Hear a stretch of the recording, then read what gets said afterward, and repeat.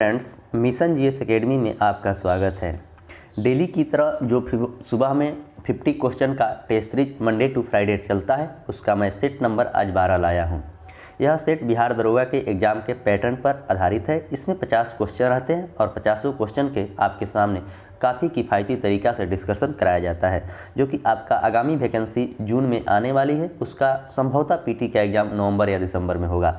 अगर उस समय तक इस टेस्ट सीरीज को आप कंटिन्यू करते रहते हैं तो आपके पास 10,000 क्वेश्चन का सिलेक्शन हो जाएगा और 10,000 जो क्वेश्चन का इसमें सिलेक्शन होगा आपके एग्ज़ाम की दृष्टि से बहुत ही महत्वपूर्ण सीरीज ये है।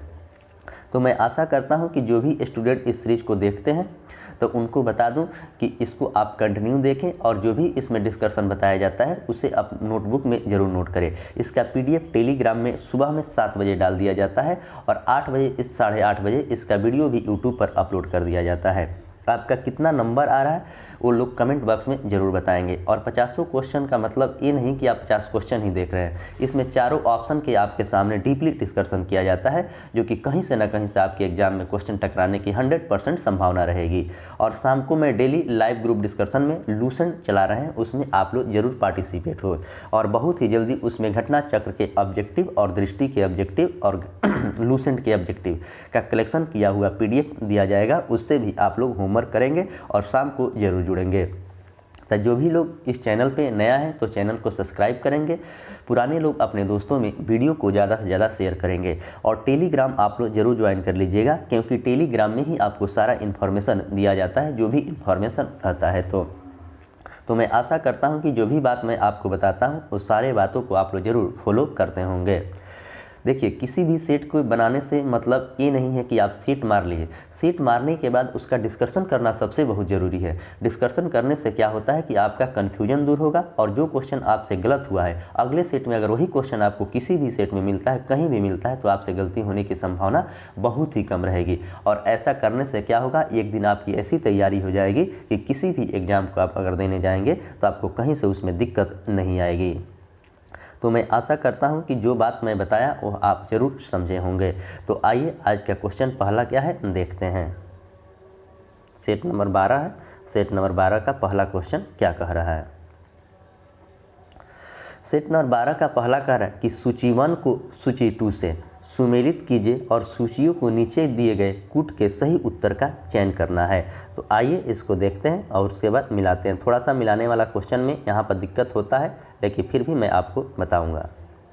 एक तरफ आपको हड़प्पा स्थल है तो यहाँ पूछा गया है कि मांडा कहाँ है। तो मांडा की बात करें तो यह आपको जम्मू कश्मीर में, यानी कि ए का 3।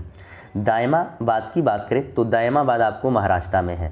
कालीबंगा आप लोगों को पता है राजस्थान में है और राखीगढ़ी हरियाणा में है। तो इस तरह इसका आंसर हो जाएगा 3, 4, 1, 2, यानी कि ऑप्शन। आइए अब ऑप्शन मिलाते हैं। ऑप्शन नीचे दिया हुआ है तो ऑप्शन 3, 4, 1, 2 किसमें है, तो ऑप्शन नंबर सी इसका करेक्ट आंसर, यानी कि ऑप्शन सी इसका करेक्ट आंसर क्वेश्चन नंबर 1 का। Question number 2। क्वेश्चन नंबर 2 कह रहा है निम्नलिखित में से कौन सा बुद्ध का दूसरा नाम है। निम्नलिखित में से कौन सा बुद्ध का दूसरा नाम है। पार्थ, प्रछन्न, मिहिर और मूडाकेश। तो निम्नलिखित में से बुद्ध का कौन सा दूसरा नाम है, तो यह आपको ऑप्शन बी करेक्ट आंसर है, यानी कि प्रछन्न जो है ना, यही बुद्ध का दूसरा नाम है। महात्मा बुद्ध की जन्म की बात करें तो इनका जन्म नेपाल के लुम्बिनी नामक जगह पर हुआ था। Question number 3। क्वेश्चन नंबर 3 कह रहा है कि ऐहोल में दुर्गा मंदिर का निर्माण हुआ था। ऐहोल में जो दुर्गा मंदिर का निर्माण हुआ था वह किसने करवाया था। चोल काल में हुआ था कि चालुक्य काल में हुआ था कि पल्लव काल में हुआ था कि सातवाहन काल में हुआ था। तो यह जो निर्माण हुआ था यह आपको चालुक्य के काल में हुआ था। सातवाहन काल की बात करें तो मत्स्य पुराण का सातवाहन से संबंधित है। Question number 4। शिवाजी के धार्मिक गुरु कौन थे। शिवाजी के धार्मिक गुरु तुकाराम, एकनाथ, रामदास और ज्ञानदेव। तो शिवाजी के धार्मिक गुरु की बात करें तो यह आपको रामदास थे। वही इनके आध्यात्मिक गुरु यानी कि राजनीतिक गुरु पूछा जाता तो दादा कोंडदेव थे। दादा कोंडदेव थे, याद कर लेंगे, दादा कोंडदेव थे। Question number 5। गुरु गोविंद सिंह की शिक्षा कहाँ हुई और उन्होंने पारसियन कहाँ सीखा था? गुरु गोविंद सिंह जो थे उनकी शिक्षा कहाँ हुई थी और उन्होंने पारसियन कहाँ पर सीखा था? क्वेश्चन में ये आपको पूछा गया है। तो लाहौर में, अमृतसर में, पटना में और अम्बाला में। तो गुरु गोविंद सिंह कहाँ पर सीखा था? तो यह अमृतसर में सीखा था। पंजाब में अमृतसर है जहाँ पे स्वर्ण मंदिर भी है, वहीं पर इन्होंने सीखा था। अम्बाला भी आपको हरियाणा में पड़ता है और पटना बिहार की राजधानी है। Question number 6। क्वेश्चन नंबर 6 कह रहा है कि किस गवर्नर जनरल का नाम राज हड़प नीति यानी कि डॉक्ट्रिन ऑफ लैप्स से साथ जुड़ा है? वह कौन सा गवर्नर जनरल है? तो lord Ripon, lord Dalhousie, lord Bentinck और लॉर्ड कर्जन। तो हड़प नीति से संबंधित है आपको लॉर्ड डलहौजी। और लॉर्ड डलहौजी का शासनकाल की बात करें 1848 से लेकर 1856 तक इनका शासनकाल था। इनके शासनकाल में महत्वपूर्ण चीज़ क्या हुआ था? तो ट्रेन सबसे पहले इन्हीं के शासनकाल में 16 अप्रैल 1853 को चलाया गया था। डाक टिकट भी 1852 में जारी किया गया था। लॉर्ड रिपन की बात करें तो लॉर्ड रिपन के शासनकाल 1880 से लेकर 1884 तक था और इनके शासनकाल में 1881 में नियमित रूप से जनगणना हुई थी। लॉर्ड कर्जन की बात करें तो लॉर्ड कर्जन के शासनकाल में बंगाल विभाजन हुआ था और इसका शासनकाल 1899 से लेकर 1905 तक था। आइए अगला क्वेश्चन देखते हैं। Question number 7।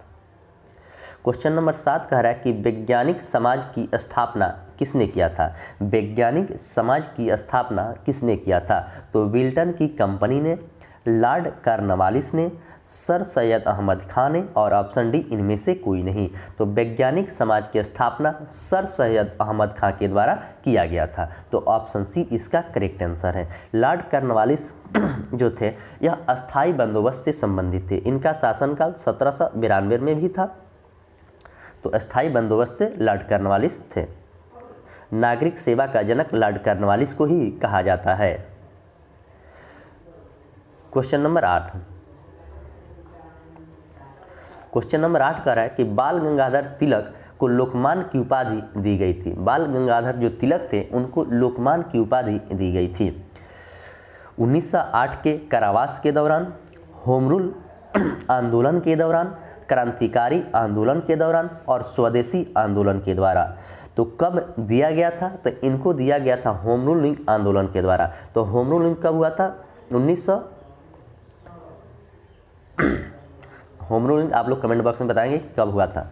स्वदेशी आंदोलन की बात करें ऑप्शन डी, तो स्वदेशी आंदोलन 7 अगस्त 1905 को स्वदेशी आंदोलन हुआ था। 7 अगस्त 1905 को। आइए क्वेश्चन नंबर 9 देखते हैं। 17 अक्टूबर 1940 को व्यक्तिगत सत्याग्रह की शुरुआत किसके द्वारा किया गया था? तो ऑप्शन ए है वल्लभ भाई पटेल, ऑप्शन बी है जवाहरलाल नेहरू। आइए ऑप्शन इधर है और देखते हैं। महात्मा गांधी और ऑप्शन डी की बात करें तो आचार्य विनोबा भावे। तो इसका आंसर हो जाएगा आचार्य विनोबा भावे के द्वारा शुरू किया गया था। प्रथम सत्याग्रही कौन थे? तो जवाहरलाल नेहरू थे। दूसरा सत्याग्रही कौन थे? तो विनोबा भावे थे। और तीसरा सत्याग्रही की बात करें तो वह आपको ब्रह्मदत्त थे। तो यह तीनों सत्याग्रह के आप जरूर अच्छे से याद कर लेंगे। आइए क्वेश्चन नंबर 10 देखते हैं। क्वेश्चन नंबर 10 कह रहा है कि महात्मा निम्नलिखित में घटनाक्रम को सजाएं। निम्नलिखित घटनाक्रम जो है इसको सजाना है। तो बंगाल विभाजन, खेड़ा आंदोलन, चंपारण आंदोलन और जलियांवाला बाग हत्याकांड। तो सबसे पहले बंगाल विभाजन आपको 1905 में हुआ था। खेड़ा आंदोलन की बात करें तो यह 1918 में हुआ था, मार्च महीना था।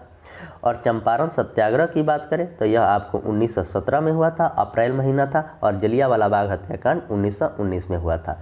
तो अब इसको सजा देना है। तो सबसे पहले एक हो जाएगा 1905 बंगाल विभाजन, दूसरा हो जाएगा चंपारण सत्याग्रह और तीसरा हो जाएगा खेड़ा आंदोलन और चौथा हो जाएगा जलियांवाला बाग। तो इस तरह मिलाएंगे तो 1, 3, 2 और 4। तो 1, 3, 2 और 4। तो 1, 3, 2 और 4 किसी भी ऑप्शन में नहीं है। तो ऑप्शन डी इसका करेक्ट आंसर है, यानी कि इनमें से कोई नहीं। Question number 11।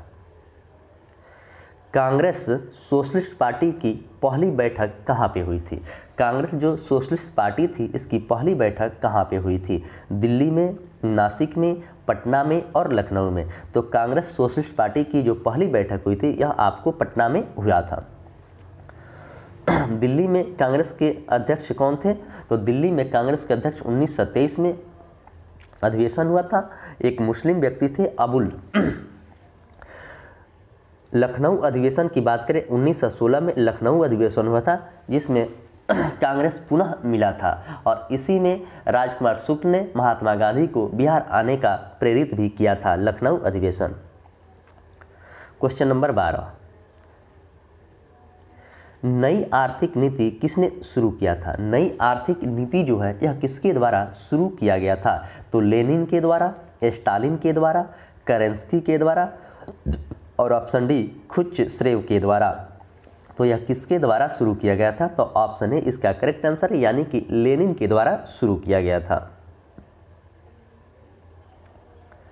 Question number 13, Gandhi ji के वन मैन बाउंड्री फोर्स कहकर किसने संबोधित किया था? गांधी जी के वन मैन बाउंड्री फोर्स कहकर किसे संबोधित किया था?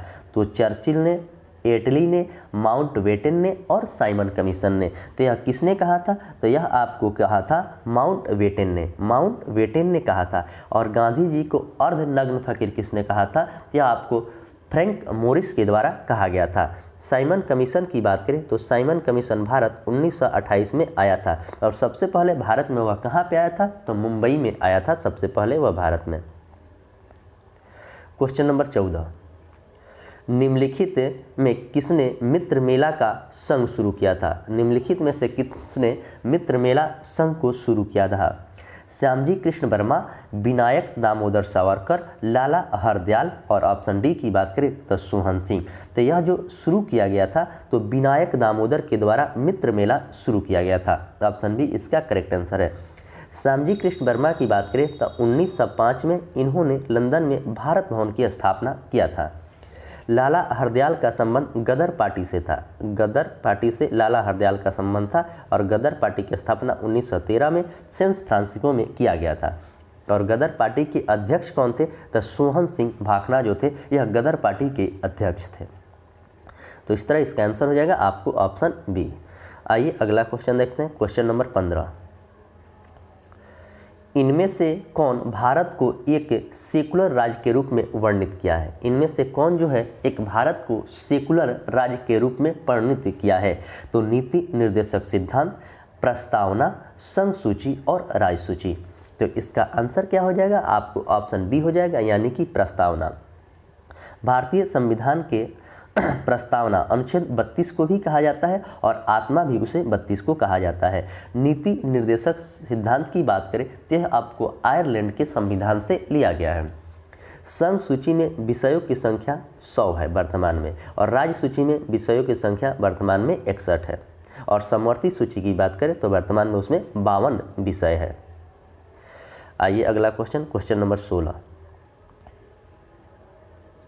क्वेश्चन नंबर 16 कह रहा है कि निम्नलिखित में से कौन एक मौलिक अधिकार नहीं है? यानी कि मौलिक अधिकार की जो बात है भारतीय संविधान में अमेरिका से मौलिक अधिकार लिया गया है और मौलिक अधिकार में इसमें पूछा गया है कि कौन नहीं है? शोषण के विरुद्ध अधिकार, अवसर की समानता, धर्म की स्वतंत्रता का अधिकार और हड़ताल करने के अधिकार। तो इसमें पूछा गया कि कौन सा नहीं है? तो आपको हड़ताल करने का जो अधिकार है यह मौलिक अधिकार नहीं है। ऑप्शन डी इसका करेक्ट आंसर है। क्वेश्चन नंबर 17, मोरारजी देसाई कब भारत के प्रधानमंत्री बने थे?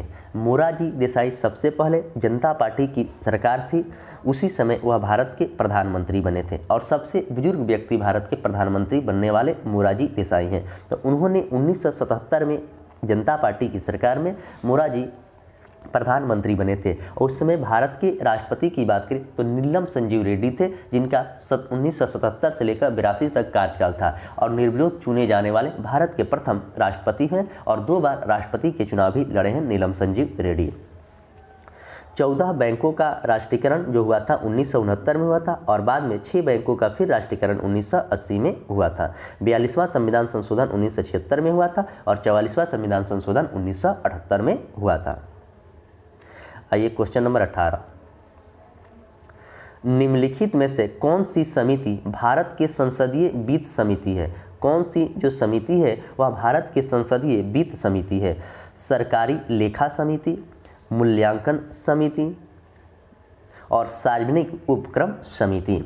तो ऑप्शन ए कह रहा है 1 और 2, ऑप्शन बी कह रहा है 1 और 3, ऑप्शन सी कह रहा है 2 और 3 और ऑप्शन डी की बात करें तो 1, 2 और 3। तो इसका करेक्ट आंसर की बात करें तो इसका आंसर हो जाएगा आपको ऑप्शन बी, यानी कि 1 और 3 जो है यही संसदीय वित्त समिति है, सरकारी लेखा समिति और सार्वजनिक उपक्रम समिति। क्वेश्चन नंबर 19, क्वेश्चन नंबर 19 कह रहा है कि अनुच्छेद 239 के ए और 240 में संशोधन के उपरांत किस राज्य का गठन किया गया है? क्वेश्चन है कि किस राज्य का इसमें गठन किया गया है?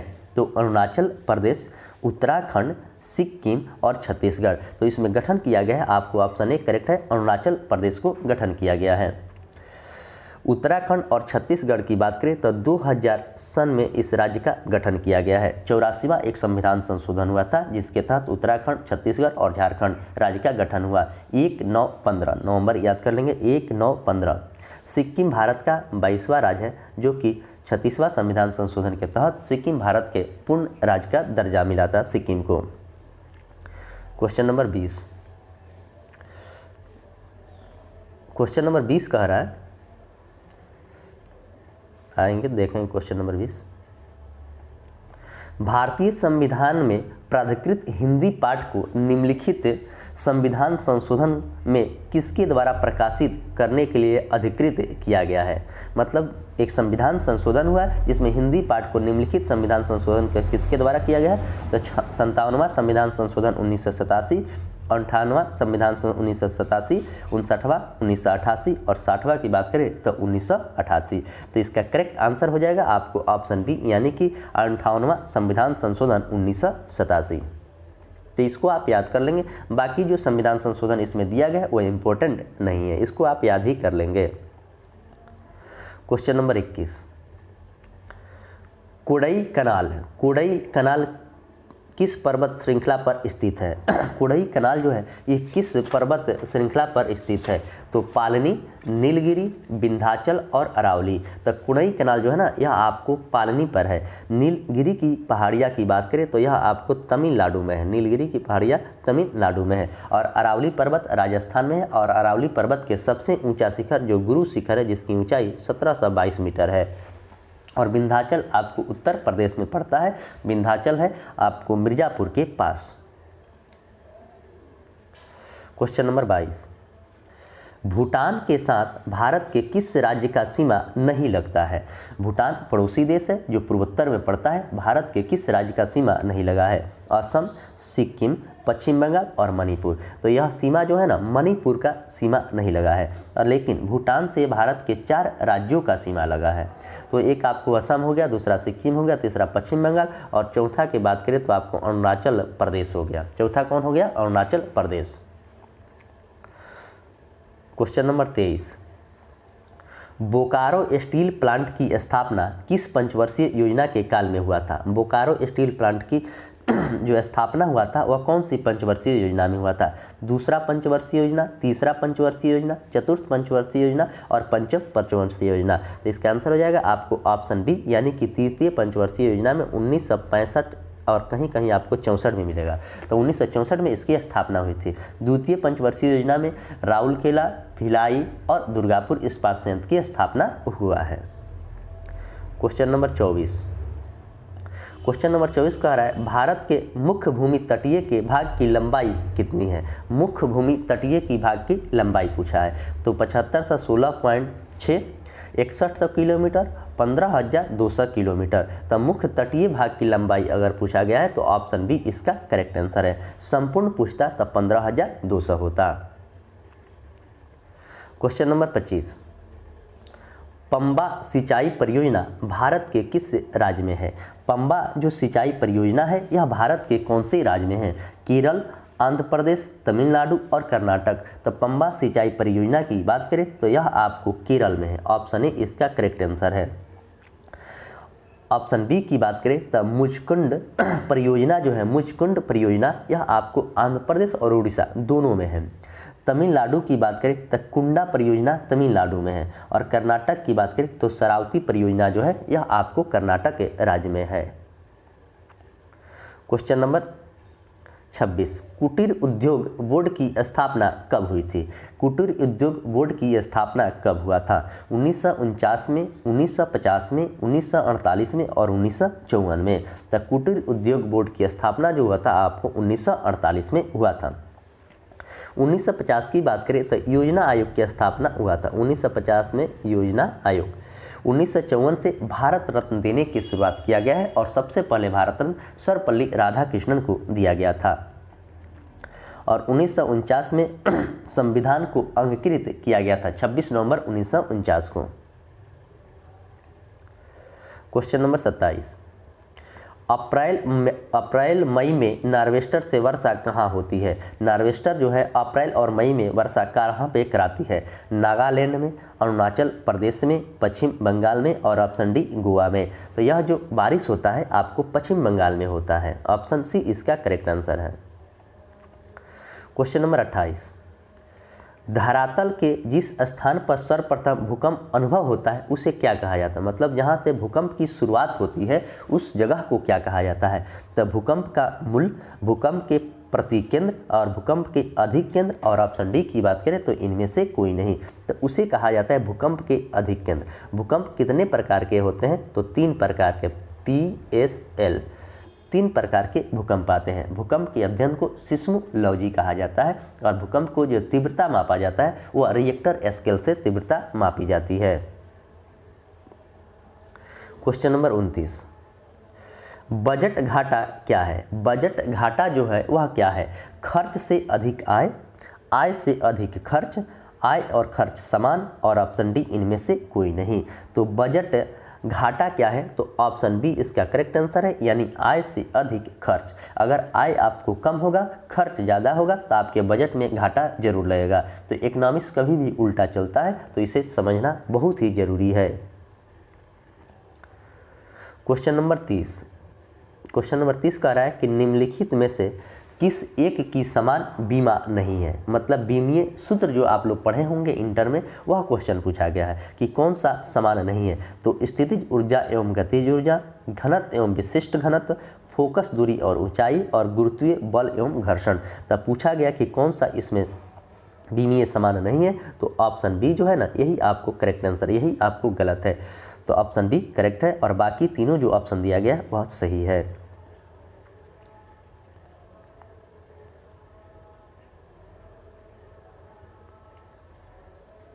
क्वेश्चन नंबर 31, पानी में हवा का बुलबुला वैसा ही काम करेगा जैसा करता है उत्तल दर्पण का, अवतल लेंस का, अवतल दर्पण का और उत्तल लेंस का। तो वह कैसा कार्य करेगा? तो वह आपको उत्तल लेंस की तरह काम करेगा, उत्तल लेंस की तरह काम करेगा। उत्तल दर्पण का प्रयोग साइड मिरर में किया जाता है। उत्तल लेंस का प्रयोग जिसको दूर दृष्टि रहता है उससे उत्तल लेंस की ज़रूरत है, और जिसको निकट दृष्टि खराब रहता है उसको अवतल लेंस की ज़रूरत है। अवतल दर्पण में दाढ़ी बनाया जाता है, जो उसमें यूज किया जाता है अवतल दर्पण को। क्वेश्चन नंबर 32, क्वेश्चन नंबर 32 कह रहा है कि विशिष्ट प्रतिरोध का एसआई मात्रक क्या है? विशिष्ट प्रतिरोध का एसआई मात्रक जो है क्या है? ओम, ओम मीटर, ओम प्रति मीटर, ओम मीटर स्क्वायर। तो विशिष्ट प्रतिरोध का एसआई मात्रक है, ऑप्शन बी इसका करेक्ट है, यानी कि ओम मीटर है। ओम होता है प्रतिरोध का एसआई मात्रक। क्वेश्चन नंबर 33, निम्नलिखित में से किसके उत्सर्जन से संभारिक उत्पन्न होता है? मतलब किसके उत्सर्जन से संभारिक उत्पन्न होता है? तो ऑप्शन ए है अल्फा किरण, ऑप्शन बी है गामा किरण, ऑप्शन सी है बीटा किरण और ऑप्शन डी है एक्स किरण। तो किससे उत्पन्न यह होता है? तो इसका आंसर हो जाएगा आपको ऑप्शन सी यानी कि बीटा किरण। यहाँ पर किरण मिसप्रिंट हो गया है, छूट गया है, बीटा किरण। और सबसे ज़्यादा वेधन क्षमता किसका होता है? तो गामा किरण का सबसे ज़्यादा वेधन क्षमता होता है। एक्स किरण का खोज किसने किया था? तो रोएंटजेन ने किया था। और गामा किरण का खोज पाल विलार्ड के द्वारा किया गया था। क्वेश्चन नंबर 34, धोने के सोडा का रासायनिक सूत्र क्या है? धोने का सोडा का रासायनिक सूत्र क्या है? Na2SO4 10H2O, NaHCO3 Na2CO3 10H2O, CaOH के होल 2। तो इसका आंसर हो जाएगा आपको ऑप्शन सी। ऑप्शन सी जो है ना वह धोने का रासायनिक सूत्र है। और ऑप्शन ए की बात करें ऑप्शन बी की बात करें तो सोडियम बाइकार्बोनेट का सूत्र है NaHCO3। और ऑप्शन डी की बात करें तो यह कैल्शियम हाइड्रोक्साइड का सूत्र है। तो तीनों सूत्र को आप याद कर लेंगे, यह सूत्र आपके एग्जाम में पूछा जाता है। क्वेश्चन नंबर 35, ये भी आपको मिलाने वाला क्वेश्चन है। निम्नलिखित का सही ढंग से मिलान करें। एक सूचीवन हार्मोन है और दूसरा सूची स्रावित ग्लैंड है। तो आइए मिलाते हैं। कोल्पी हार्मोन कोल्पी हार्मोन की बात करें तो कोल्पी हार्मोन हो जाएगा पैराथायराइड। एल्ड्रोएस्ट्रोन की बात करें तो एल्ड्रोएस्ट्रोन हो जाएगा आपको अधिवृक्क ग्लैंड। प्रोलैक्टिन की बात करें तो प्रोलैक्टिन हो जाएगा आपको पीयूष से। और बचा कौन? मेलाटोनिन। तो मेलाटोनिन हो जाएगा पीनियल ग्लैंड से। तो इस तरह इसका आंसर क्या हो जाएगा? 3 के बाद हो जाएगा आपको 1 3 1 4 2। तो आइए देखते हैं कि 3 1 4 2 किस में। तो 3 1 4 2 ऑप्शन सी है। 3 1 4 2 ऑप्शन सी इसका करेक्ट आंसर है।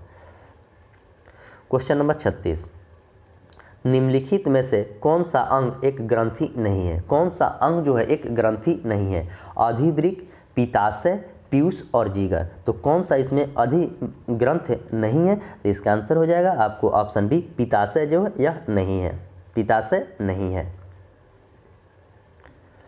क्वेश्चन नंबर 37 कह रहा है कि न्यूक्लियस के बाहर डीएनए कहाँ मिलता है? न्यूक्लियस के बाहर जो डीएनए कहाँ पे मिलता है?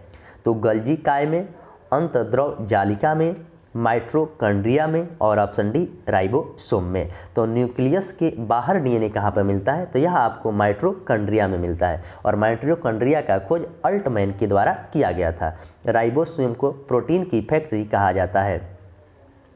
और डीएनए का फुल फॉर्म की बात करें तो डिऑक्सी न्यूक्लिक एसिड डीएनए का फुल फॉर्म होता है।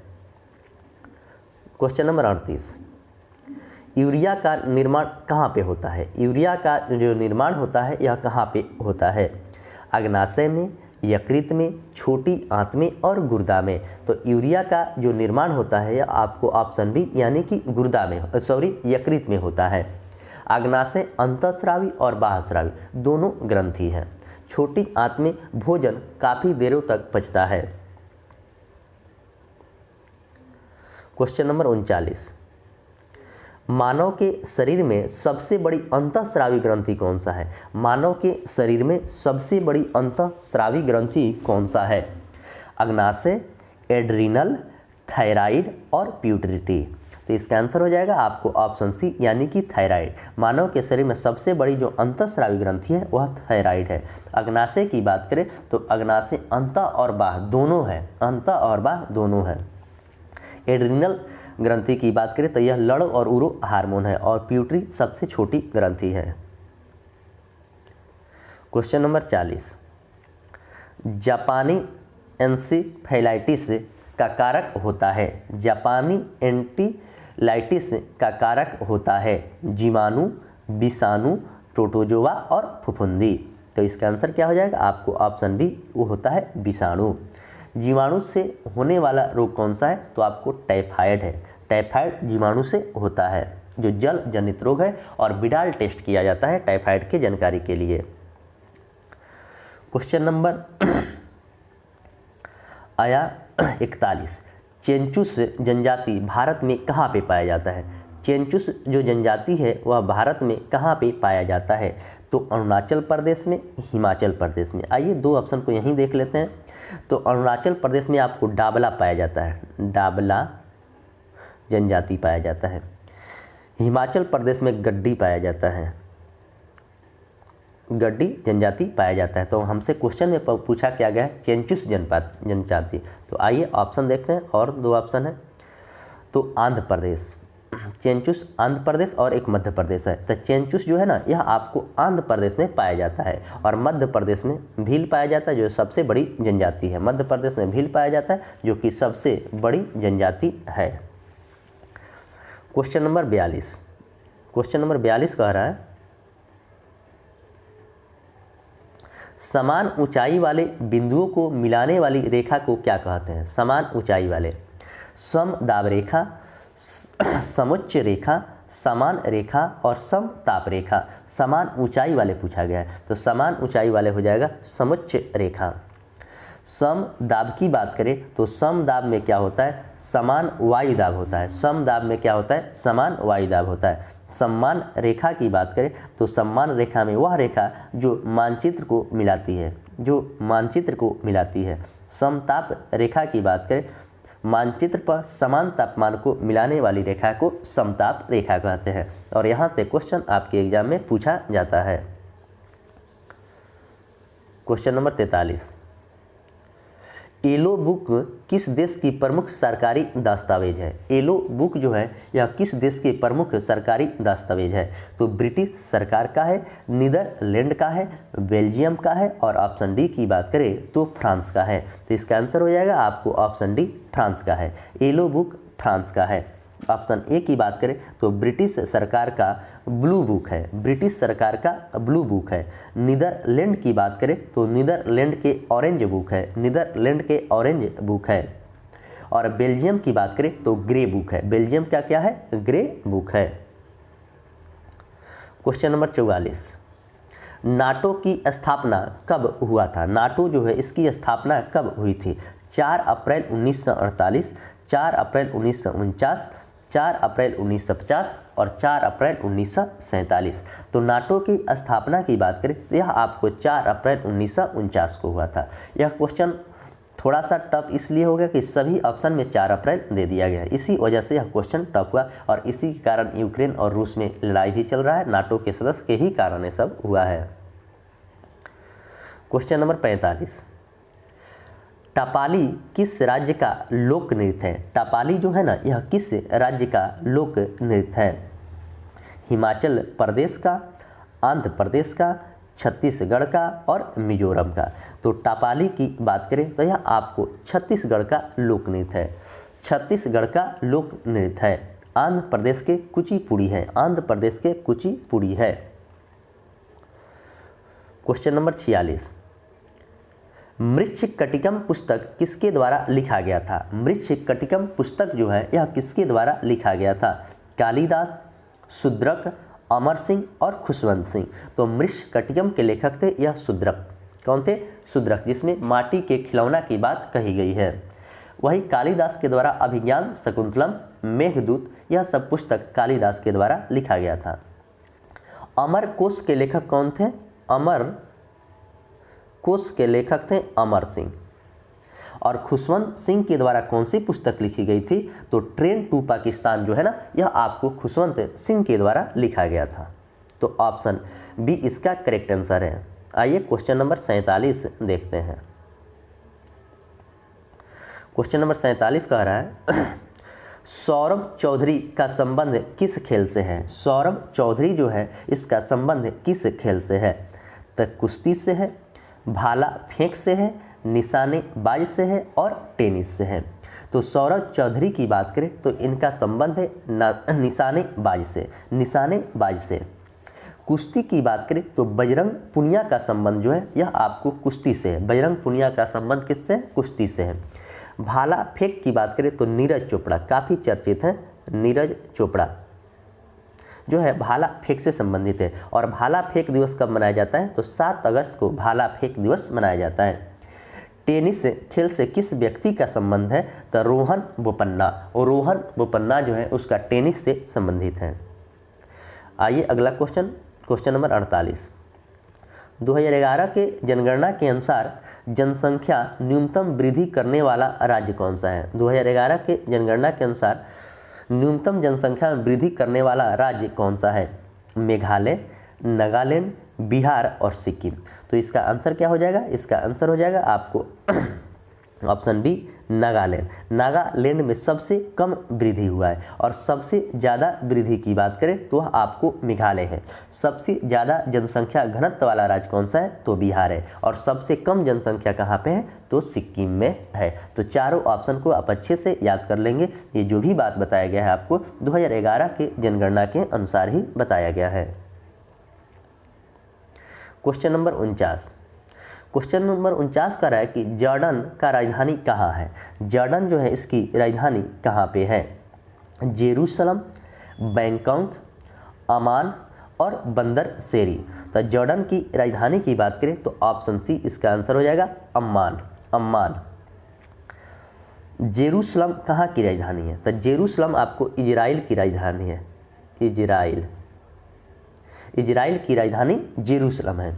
बैंकॉक की बात करें तो थाईलैंड की राजधानी बैंकॉक है। और बंदर शेरी की बात करें तो ब्रुनोई जो है ना, ब्रुनोई की राजधानी बंदर शेरी है। तो चारों राजधानी को आप लोग जरूर अच्छे से याद रखेंगे। क्वेश्चन नंबर 50, सेट नंबर 12 का 50 नंबर क्वेश्चन, यानी कि लास्ट क्वेश्चन। प्रथम महिला एयरबस पायलट कौन बनी थी? प्रथम महिला एयरबस पायलट कौन बनी थी? तो डॉक्टर प्रेमा मुखर्जी, दुर्गा बनर्जी, कामनी राय, कुंज रानी। तो प्रथम महिला एयरबस पायलट कौन बनी थी, यह बात आपसे पूछा गया। तो इसका आंसर हो जाएगा आपको ऑप्शन बी, यानी कि दुर्गा बनर्जी बनी थी। डॉक्टर प्रेमा मुखर्जी की बात करें तो डॉक्टर प्रेमा मुखर्जी प्रथम महिला सर्जन बनी थी। प्रथम महिला सर्जन बनी थी।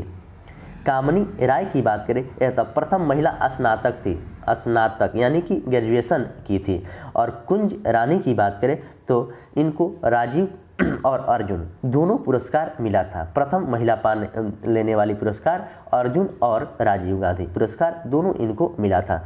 तो इस तरह मैं आपके सामने 50 क्वेश्चन को काफ़ी अच्छा तरीका से मैं बताया हूं। और मैं आशा करता हूं कि आप लोग इस सीरीज को काफ़ी अच्छे तरीक़ा से देखते होंगे। और जिस बात को आप नहीं जानते हो उसको आप ज़रूर नोट कीजिएगा।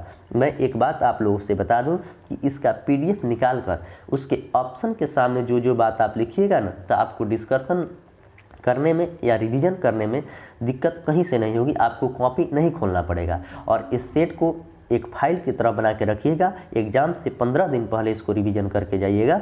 आपके एग्ज़ाम में काफ़ी ज़्यादा इससे क्वेश्चन रहेगा और कहीं से कन्फ्यूजन होने की संभावना नहीं रहेगी। तो इस बात को आप लोग ज़रूर फॉलो कीजिएगा। इसका PDF टेलीग्राम में सुबह में 7 बजे डाल दिया जाता है और 8:30 बजे यूट्यूब पर इसका डिस्कशन भी अपलोड कर दिया जाता है। वहाँ से आप मिलाएंगे कितना नंबर आ रहा है, ज़रूर आप कमेंट बॉक्स में कमेंट करेंगे। और नया लोग जो भी चैनल पे हैं तो चैनल को सब्सक्राइब करेंगे, टेलीग्राम ज्वाइन कर लेंगे और इसका PDF डाउनलोड करके सेट को जरूर बनाएंगे। और शाम वाला सीरीज में 6:30 बजे लाइव में आप लोग जरूर भाग लीजिए। उसमें आपको 500 क्वेश्चन पूछा जाता है। लमसम 500 क्वेश्चन को डिस्कशन के तहत आपको बताया जाता है। और एग्ज़ाम तक आप कंटिन्यू अगर रह गए तो आपकी तैयारी दरोगा की काफ़ी अच्छी हो जाएगी। और GK GS पर्सन किसी भी एग्ज़ाम को देने जाइएगा तो उसमें आपको काफ़ी अच्छी पकड़ रहेगी। तो चलिए आज के सेशन को मैं यहीं पर समाप्त करता हूँ। शाम को मिलेंगे 6:30 बजे। तब तक के लिए धन्यवाद।